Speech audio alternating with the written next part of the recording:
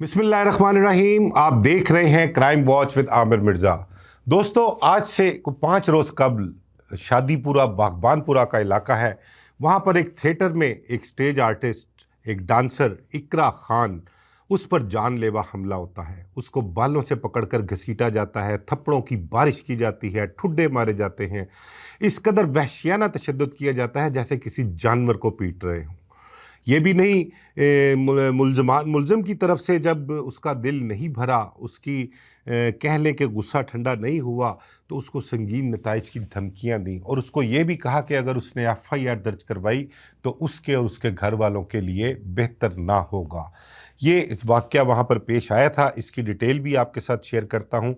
Vlog करने का मकसद ये है कि ऑपरेशन पुलिस ने डीआईजी फैसल कामरान के हुक्म पर इस मुलज़म को असला समेत गिरफ्तार तो कर लिया, लेकिन अभी तक उसका सॉफ्टवेयर अपडेट नहीं हो सका।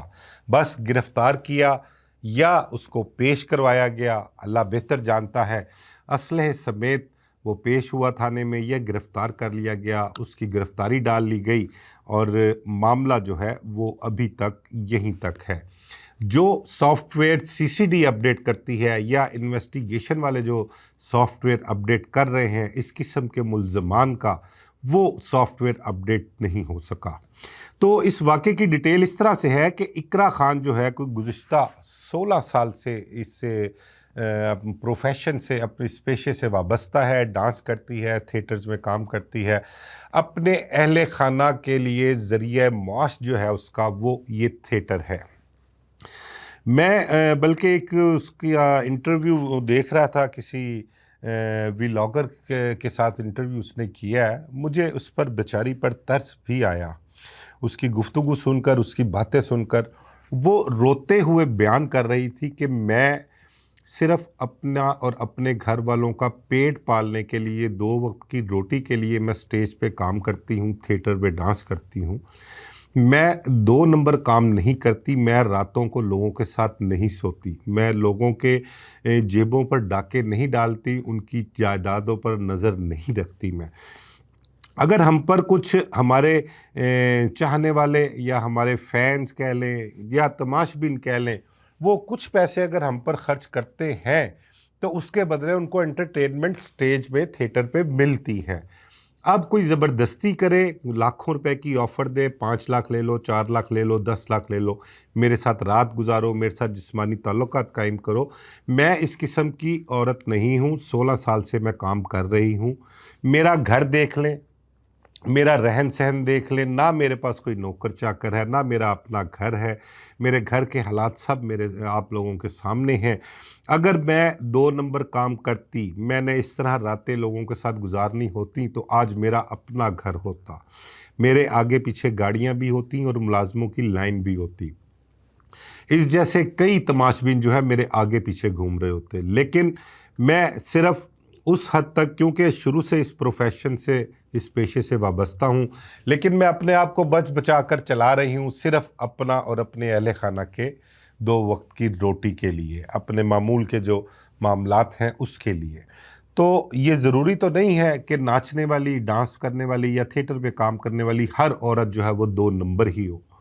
हर औरत से यही तवक्को की जाए कि ये हमारे सामने थिएटर कर रही है तो इसको जो हम चाहें, जिस तरह चाहें मोल्ड कर लें, पैसे फेंकेंगे तो ये सारा कुछ ही छोड़ के हमारे पीछे आ जाएगी। तो वो बड़ा रोते हुए अपनी जो कहानी बयान कर रही थी, तो मुझे उस पर बेचारी पर तरस भी आ रहा था। और उसके साथ जो वाक़या पेश आया, एक मोहसिन नामी शख्स है, वो कुछ अपने साथियों के साथ वहाँ पर आता है। एक दोस्तों का टोला है जो एक अरसा दराज से थिएटर्स में आना जाना है। बकौल इकरा खान के, ये जो स्टेज आर्टिस्ट है, डांसर है, बकौल उसके कि ये मोहसिन नामी शख्स, इसके साथ आने वाला शख्स, इनको कुछ साल, 1.5 साल से जानती है। वो उसने इनकार नहीं किया कि इनको नहीं जानती। और ये मोहसिन भी उन्हीं जो इसका टोला है दोस्तों का, उनकी वजह से इसका उनके साथ ताल्लुक़ वास्ता या सलाम दुआ हुई है थिएटर में आने जाने से। इकरा ने इस चीज़ का भी इकरार किया है कि मेरी फ़ोन की हद तक उनसे कभी कभी बात होती है, लेकिन ये मोहसिन नामी शख्स जो है ये उसके पीछे ही पड़ गया। ये उसको धमका भी रहा था, उसको बहला फुसला भी रहा था, उसको लालच भी दे रहा था। उसने 5 लाख रुपए की ऑफ़र दी उसको कि मैं तुम्हें 5 लाख रुपया देता हूँ, तुम मेरे साथ रात गुजारो, मेरे साथ जिस्मानी ताल्लुकात कायम करो। तो मैंने बार बार इनकार किया। तो 29 अगस्त की रात को ये वहाँ पर आता है अपने उन्हीं दोस्तों के साथ। हालांकि इकरा ने यह भी कहा है कि उसके जो दोस्त थे उन्होंने उसको समझाया भी कि ये जो तुम कर रहे हो ये ठीक नहीं है, इस तरह से ना करो। किसी की मर्ज़ी के बगैर ज़बरदस्ती उसके साथ ताल्लुकात कायम करना ये कोई अच्छी बात नहीं है। बहरहाल मोहसिन को गुस्सा बहुत था। अब इस गुस्से के पीछे वजूहात क्या थी, वो रिजेक्शन कह लें या उसने इकरा पर कुछ पैसे खर्च किए होंगे, उन पैसों का ज़िया कह लें, और या ये समझ लें कि जो तमाशबीन था वो ये समझा कि शायद ये मुझे धोखा दे रही है, चक्कर दे रही है अपनी अदाओं से या अपने जो भी उसका करैक्टर है उससे मुझे सिर्फ बहला फुसला रही है और मेरा असल मकसद जो है वो उस तरफ नहीं आती। उसको गुस्सा बहुत था।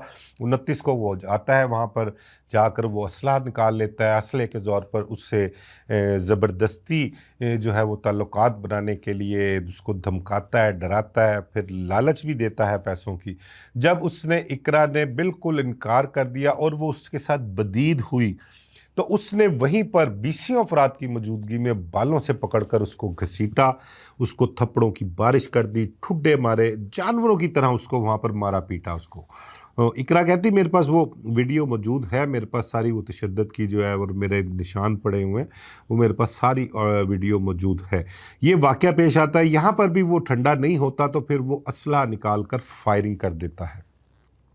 वो खुशकिस्मती से इकरा जो है वो महफूज रहती है उस गोली से जो वहाँ पर चलती है और ये मुल्ज़मान जो हैं वहाँ से फ़रार हो जाते हैं। मोहसिन अकेला एक मुल्ज़म, उसके साथी जो साथ होते हैं उनको मुल्ज़म नहीं रखा, इकरा ने मुल्ज़म नहीं उसको बताया, एक अकेला मोहसिन ही जो है वो उसने मुल्ज़म बताया।